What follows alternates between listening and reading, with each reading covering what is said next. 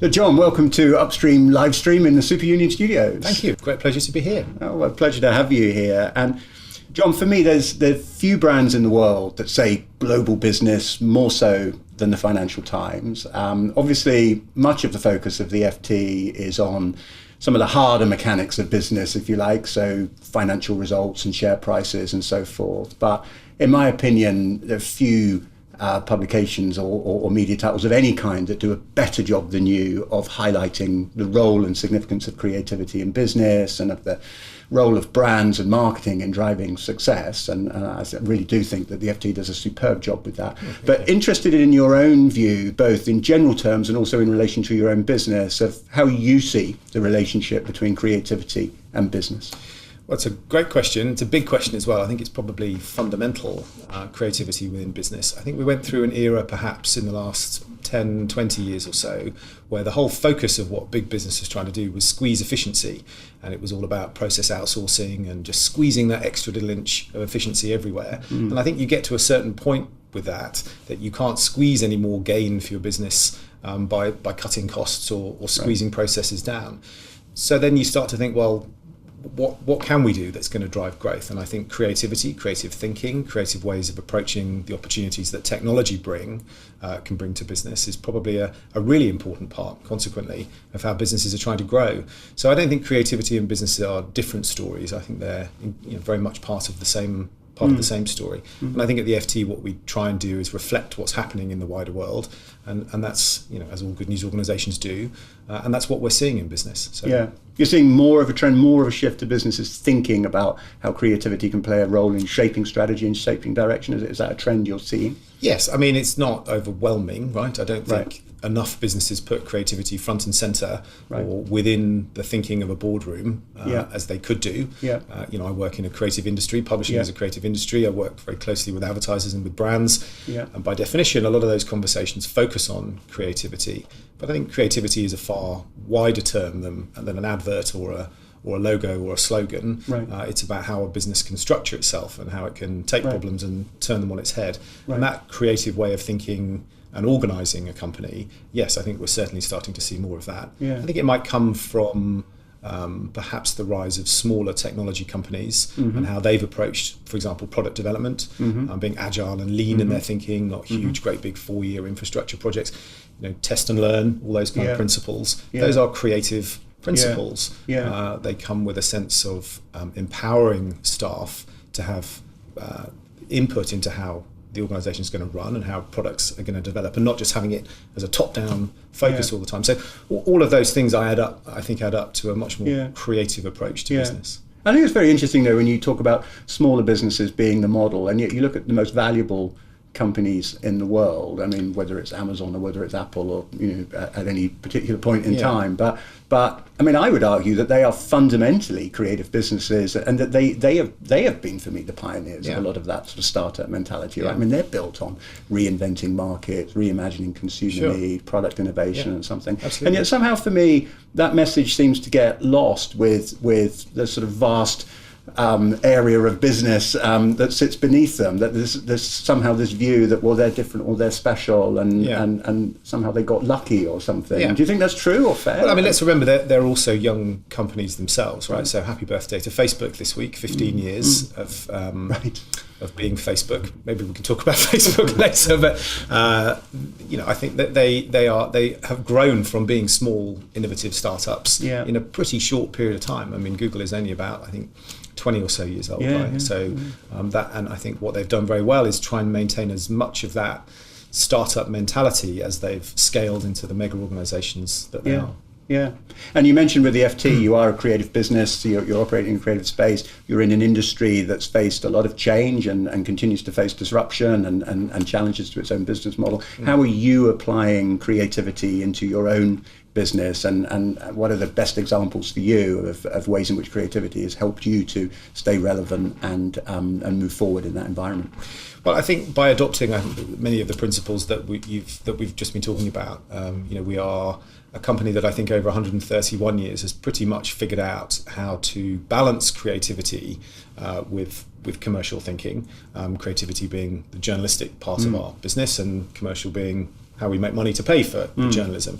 So I think we've pretty much established how those two legs of the stool fit together comfortably.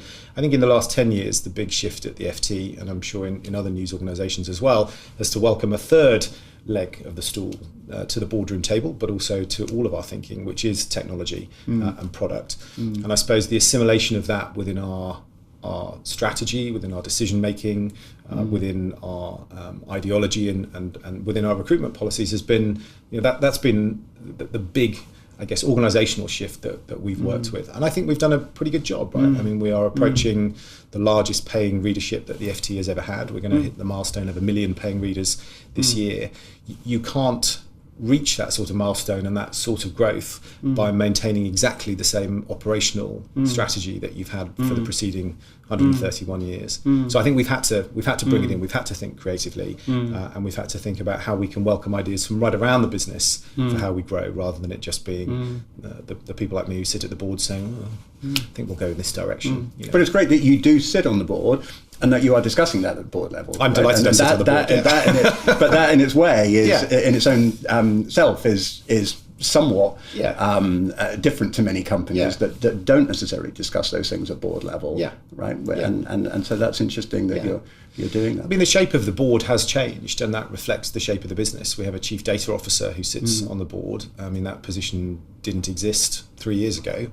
We have a chief products officer who sits on the board, who's responsible for our products and our information and technology, who sits on the board. And again, that really is only in the last decade or so that I think boards have welcomed people from a technology or product background to the boardroom. So yes, it's reflective of the changes that the company has had to make and continues to make. Yeah. And some interesting things happening around how you get younger audiences engaging with the brand as well, right? I mean, I was reading that some proposals for subscription-free engagement. Is that right? And how does that conversation play out? So perhaps this is a good example of welcoming creative ideas from elsewhere within the business. About 18 months ago, a young man called Christian Pavada came to do some work experience with us. 16, came straight from school on his break year, going into his first year of A-levels, and having spent 2 weeks at the FT, he then, at the end of his 2 weeks, literally knocked on the door of the CEO and on my door and a colleague's door who runs our corporate business. And he said, I want to thank you very much for having me here for the last couple of weeks, but with respect, you're getting it all wrong. Which is, I think, a good opening line. And he said, you are great at securing the loyalty and the readership of your current readership, but you haven't figured out how to get hold of me, and I'm your future. And he said, I think what you need to do is to make ft.com subscriptions free for all schools, get a sponsor to fund it and to pay for it, but critically you have to make it relevant for me as well. You need to think about what I'm studying, and you're going to need to give me something that makes your journalism contextually relevant to my life. So we said, well, that sounds like an extremely good idea. Why don't you come and help do that for us? So he did. And in the summer holidays, he set up a program, which the commercial team then provided sponsorship for. We worked with editorial. They have created and curated a newsletter now by working with teachers to say, well, what are your students studying this week? And then they get a weekly newsletter saying, we think you're studying this in your curriculum. Here's some journalism that's going to make that relevant to what you're doing. When it comes to university application process and interview time, here's some good verbal currency, if you like, that'll help you in your worldview. So we have to make it relevant. And it's been a hugely successful program. We've extended it now worldwide. We have 25,000 engaged students who come on a regular basis from all around the world. And 80-something% of all schools in the UK have ft.com access for free. So I like that for a number of reasons. One, it helps build a pipeline of readers for the future who we hope will pay for the journalism because we've made it relevant to them. Two, it's great to get an idea from somebody unlike me or my board colleagues, but somebody with a fresh perspective on it. And thirdly, it feels like it's the right thing to do as well. So I suppose that's an example of how we're trying to work in a slightly different and less orthodox way. I think that's great. I mean, it's great that you listened to that in the first place. The other thing that I'm impressed by that is that he asked. I mean, one of my criticisms sometimes of creative people in creative industries is they have great ideas, but they kind of keep them locked away somewhere. It's like, oh, I'm afraid to ask. And, I do think that the good thing that he did was he went and knocked on on the right doors and had the confidence to say, hey, I've got an idea. I'd love to see more of that. Yeah, I mean, so I think it's the confidence of youth. I mean, Christian is an amazing individual, and I'm very confident about the future of this country, provided people like him are around, because he's really quite a special guy. Right. But I think, it's the confidence of youth as well. And also sometimes just what's blindingly obviously staring you in the face needs a new set of eyes to help you see it. And I think that's part of what that experience has been for us. You mentioned having confidence in the future of the country, and in any country that anyone's viewing this in right now, right, there could be issues around having confidence in the future, because we are living in these turbulent and difficult times. I mean, how are you viewing the world? I mean, what is the outlook from your perspective? What do you see the behaviours in business? What worries you, and what if anything gives you hope in these times? Well, I think from the point of view of being a journalistic organisation, if you look at the majority of the trends that are happening politically and socially, they are polar. So people are being drawn to extremes. We don't think it's our job to fuel those extremes. We think it's our job to stick to the brand mantra we have had for 131 years, which is to be trusted, to be fair, and to publish without fear and without favour. And what that means is having an independent approach to how we cover the stories that are happening around the world. So yes, certainly we see what everybody else sees, which is a very difficult, confused, conflicted environment with a lot of big challenges. And we think it's our job to provide something which helps people make their minds up. It doesn't mean being dogmatic about one particular approach. It means welcoming a diverse set of opinions and views onto the pages of the website and the pages of the newspaper and into our live events, and trying to be a forum for quality, smart, intelligent debate about the issues, because the deeper people dig, the worse the problem's going to get. So I think it's our job to try and bracket some of those issues. I mean, you're in some ways, maybe a very fact-based organisation or fact-based publication, I guess, because you deal in the kind of hard facts of business performance and so forth, which I suppose gives you a permission in a certain way to then explore the edges. I mean, it's been a long time since I've heard the FT sort of wrapped up in controversy around that. It's not that it hasn't happened in the past, but it does seem that you've created this permission to be able to explore journalistic lines of inquiry, but they're grounded in fact, and that validates it. It's nice. Yeah, I mean, I think the most popular journalism that we produce is. I mean, I hesitate to say it isn't fact-based. That's not quite what I mean, but it is the opinion pieces, whether it's instant insights, it's Ed Luce on Trump's speech yesterday, produced within 20 minutes of the speech concluding, or it's a thoughtful analysis of what's happened at the weekend. That actually is the sort of thing that galvanises and draws the most amount of engagement. So I think and that's important for the commerciality of the news business as well, because news is increasingly commoditized, as we all know. There is little value in commoditized news. Clearly there's value in hard fact reporting still, but in the commoditization of news there's little business that can be created from the back of that. So opinion is where value is created, and subjective thought. So I think our role journalistically is to ensure that we are curating, developing, providing smart opinion that people can get real value from, whether that's an opinion that challenges their perspective or reinforces it. No, I agree. I mean, back to the earlier question, we were talking about the role of creativity. I mean, the way I see a lot of the opportunity for business now is that so much is commoditized. I mean, business has become largely commoditized, right? And the world has become largely commoditized in terms of information and sort of exchange of best practice and to some extent knowledge. And I completely agree. Opinion, point of view, something that is distinctive and that involves a leap forward is really important. It's fundamental to what we do. That's the role we try and play with our clients, is to bring them the stuff that you couldn't find. Somebody had to kind of think that and bring that forward. Great. I want to talk a little about the kind of culture of working at the FT. You're in London. You're about to move, I think, from your offices on Southwark Bridge Road back to in some ways, the spiritual home of the FT, Bracken House. That's a big move. We moved one of the founding businesses of Super Union from Southwark Bridge Road a year ago. So if you need a good removals firm, we can thank you. point them in your direction. But that is a big move. You've been Japanese owned by the Nikkei for the last 3 years. I'm sure that and office location, etc., all have an impact on culture in some ways. How would you describe the culture of the FT as a working environment, and how does that play out in the way that the business behaves and acts, and in how it might even shape content? Yeah, well, you're right. We are moving back to Bracken House. We were 30 years in there from 1959 to 89. We've been 30 years out, and we'll be 30 years back again, so I expect us to move back to Southwark in something like 2049. We're moving further away from Borough Market, which I think is making a few people a little nervous because it is the food mecca of London. Mulberry Street. As someone who lived in North London for 20 years, I've always felt that my 30-foot incursion into South London just over the bridge is sufficient. So I'm happy to be heading back over north of the river again. It is it's a big moment in our history. As our CEO says, tradition and transformation are two things that we hold dear at the FT. So it does feel psychologically important to us. And there are 18 members of staff out of the 1,200 or so who'll be moving back who were originally there 30 years ago.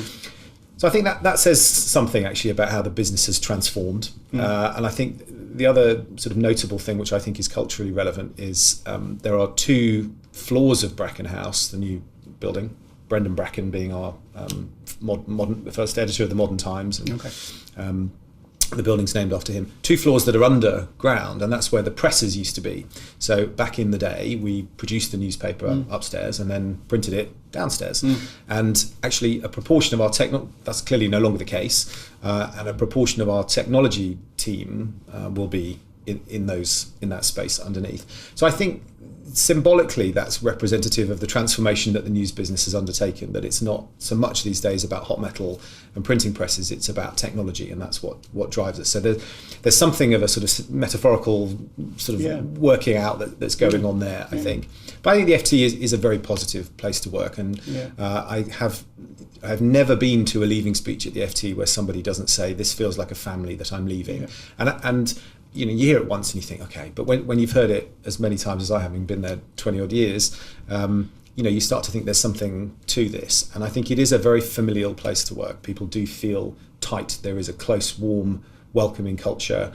I think that happens organically. I think it comes a little bit from a sense of pride about the product and the brand that we have. I think all of us feel a responsibility that we are a guardian and custodian, really, of that amazing FT brand, which has resonance all around the world for the period of time that we're there.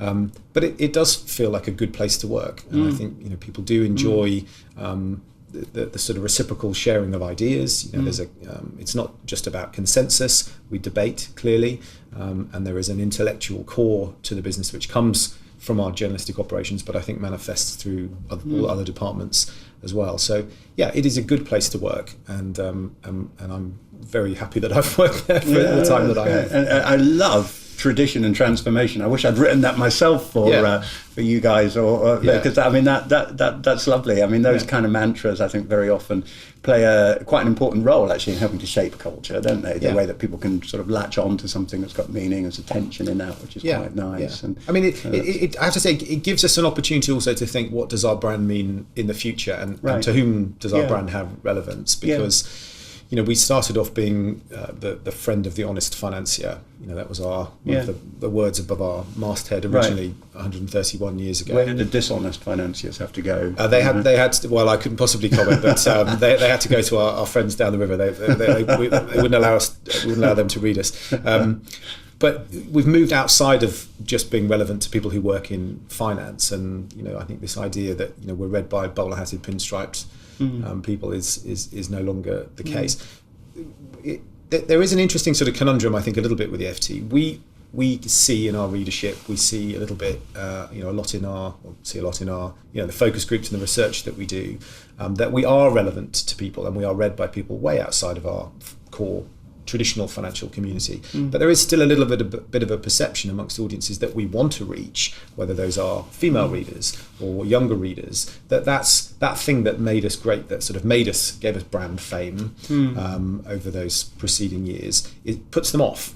And that partly is reflective, I think, of a culture that we see still in the city. It's still, male dominated, and do I want to? It's a clubby thing, the FT, a little bit. Do I want to be part of that club? So as we think hard about reaching new audiences and making ourselves relevant to new audiences, we have to think, how do we hold on to the things the tradition that's made us great, but how do we continue to transform as well and make ourselves relevant without throwing away that great heritage that we have? And I would describe that as a work in progress. We have a lot of people think about it right now, but it felt like the right time to reconsider that. I think FT Weekend has been a hugely successful product for us. It is not the same as the Monday to Friday newspaper, and it attracts audiences, a very different sort of audience, non-financial people in different markets, particularly in the US, who thought we were just that British paper for working on Wall Street. Look at FT Weekend, the life and arts, the home coverage, house coverage, and luxury goods, and all of that, and they look at it and think, actually, there's something relevant for me that I didn't know that the FT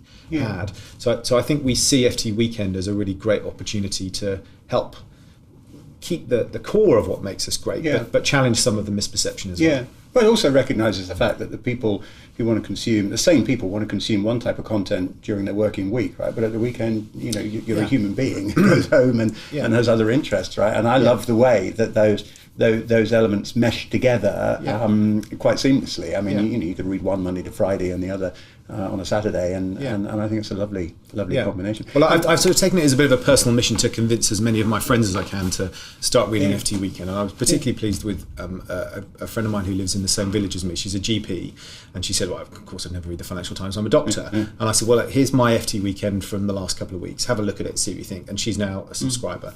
So I think the FT Weekend opens us up to audiences who would previously think it's just not for me. And I think that the printed paper at the weekend still has a real cultural value in people's lives as well. It is a couple of hours on a Saturday or Sunday morning with a cup of coffee to get taken around the world by the editors. And that's an important thing. It's not the sort of, I must have that news because I need to do my job better. It's much more of a sit back, luxurious experience, and it's a serendipity. You discover something. But online's very telic, isn't it? You know what you want, you go after it. That's and you can go down a rabbit hole, but you're more or less going to be going down the same warren. Whereas a newspaper, I think, still amazing how it allows things to allows you to discover. And I also think there's still something really powerful about something that's been physically published. It legitimizes content for me in a way that online I'm not sure it quite gets. Even written by the same person, if it was good enough to commit to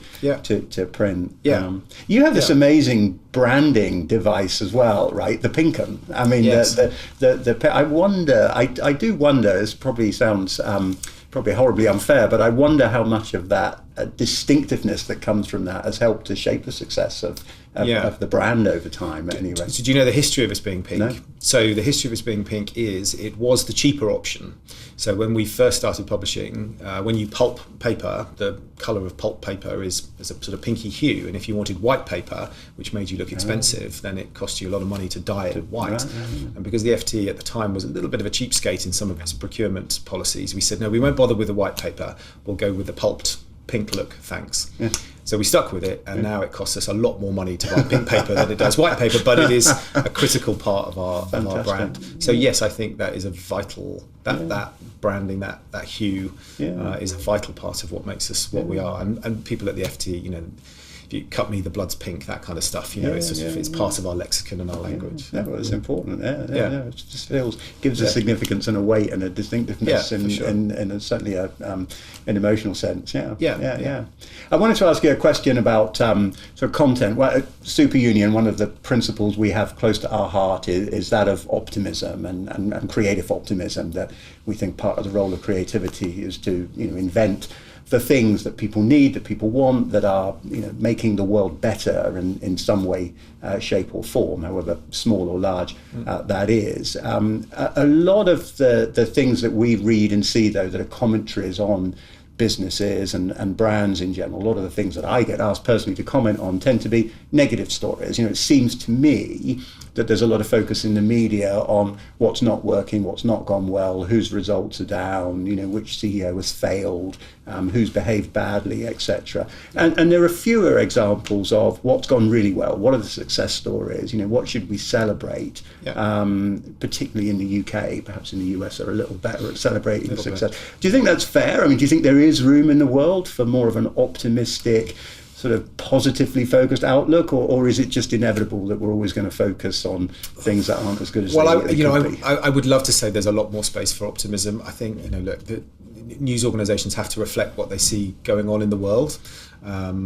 For many years, it's been the scurrilous rumour, it's been the death and the murder, it's been the disaster that's sold newspapers. I think there is a heritage within journalism to report on that. I think there's a heritage within consumers to want to read that. Perhaps we reach a point in the next couple of years where, because things are pretty gnarly at the moment, people say, actually, enough's enough. I do need a little bit more optimism. So personally speaking, and I clearly don't speak for the newsroom or the editor, personally speaking, I think there's room for a little bit more optimism in all media, not just the FT. And to be fair, I think we do our best to try and cover that when we look at things like technology, or we look at environmental technology, or we look at workplace diversity. I think there are a lot of good stories that we celebrate within that, and growth as well. Yeah, that's probably a fair point, actually. Yeah, there's got to be something new to focus on for the positive story, right? You can't just write a positive story about something that's the same as it ever was, I suppose. Maybe that's an angle on it. Not happy for happy's sake. But I can agree with you, certainly. I think brands certainly have to stay optimistic. They have to stay positive. We do as an organisation. We have something to be positive about. We're doing well, and that's great news. So I think I completely agree with you. I think brands have to, organisations have to stay positive and project something optimistic to consumers. I think consumers want that. I think consumers. I think there's this interesting tension in the world at the moment where we've moved from a world in which companies made things and then consumers responded to a world in which consumers demand things and then companies respond to a certain extent, right? The dynamic has shifted in some ways, and one of the worries I have actually for a lot of businesses is they become too focused on responsiveness and not enough on innovation and enough on pushing forward. I do worry that maybe I worry unduly about it. Maybe it's fine, but I worry that all of the sort of onus on innovation falls into Silicon Valley or Shoreditch or something, and not enough. It sits within those large corporations and those large organisations. I think what you're describing is a cultural shift that's necessary. I think if you have, for a little while we had a digital division at the FT. So the people who did innovation and digital sat over there and were called the digital innovation team. It doesn't work, right? When innovation's that thing that Dave does in the corner or Sue does upstairs, like that. That's not going to work. Innovation's got to be part of the cultural psyche of an organisation. It's got to be part of how everybody thinks, and not just about what the business is going to do long term, but how we're going to host a meeting in the next 15 minutes. Right? All of those things are ripe to be challenged. Technology gives us the opportunity and the permission to challenge status quo in that sense. So I think having a creative attitude is really important. Right. I think that's a great term, creative attitude. More of that we see in business, the stronger I'm sure it'll be. Yeah, for sure. So it's early 2019 as we speak right now. What's your outlook, Jon, for the rest of this year? What are you seeing as being the challenges and the opportunities ahead in business? Well, I'm generally positive, to the points we were mentioning earlier about positivity and optimism, despite everything that's going on in Westminster or in Washington at the moment or elsewhere around the world. Generally positive. I think if I have, I think there are a huge amount of opportunities for news brands right now to think about how they can reinvent some of their commercial models, how they can bring what they know about their audiences to their advertising partners and to their brand partners, and give them real insight and creativity in that thinking. So I think there's great opportunities for news organisations commercially to think differently about how they bring their assets to a market. I think if I have a concern, I think it's that brands can, in economically difficult times, begin to think in a very short-term way and think solely about short-term quarterly results, return on investment media, and don't think about brand building for the future. And I think that is a little bit of a concern for me. So I'm actually interested in your view on that and where you think, what do you think brands should be doing when perhaps some of the economic headwinds do look a little scary? Yeah, well, it's interesting because our business in brand building is very much about the long term. You can't really do a ton of brand building that doesn't in some way focus on long-term strategies and how things get played out and executed in the long term. So I'd say we've been in that discussion with our clients for a long time, and I will say, we've seen, even 2, 3, maybe 4 years of increasing short-termism in business, and some organisations that have acknowledged and responded well to the challenge and the opportunity of thinking more long-term. But it has been challenging. Interestingly, the beginning of this year, we're seeing a surge in long-term thinking in our clients, and it's quite unexpected, quite surprisingly, really sort of starting at the end of this year. I don't know quite what's behind that. I think to some extent the world has become so turbulent and so short term that there's no choice but to look beyond that. I mean, we can't be worrying right now about where we're going to be on the 29th of March because no one knows where we are on the 10th of February, right? So, or the 14th or whenever the next vote is. So it's very interesting, and I think for us we're obviously very encouraged by that. I think a lot of organisations now are saying yes. We've got to take control ourselves of where our destiny is. We've got to think about where we're going to be in a year, 3 years, 5 years, 10 years. We have to find a way to ride through the turbulence. And I often say to people, in periods of turbulence, you've got updrafts and downdraft, and you could catch either. What you've got to be able to do is to know what your direction of travel is and stick to that plan, whether you get caught upwards or whether you get caught downwards.